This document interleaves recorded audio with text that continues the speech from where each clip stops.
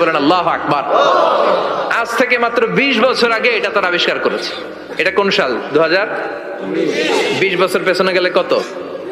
1998, তাই না? এই 1998 সালে তারা আবিষ্কার করেছে সুপারনোভা কসমোলজি প্রজেক্ট।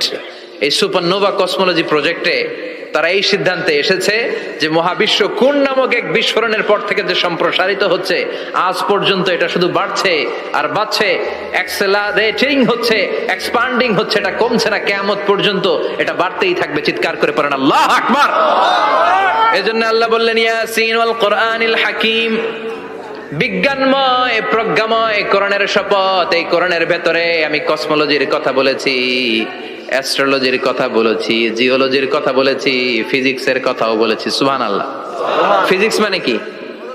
পদার্থ। পদার্থের সবচেয়ে বড় উপাদান হচ্ছে লোহা। লোহার কথা কিন্তু কোরআনে নাই। আছে? কই আছে?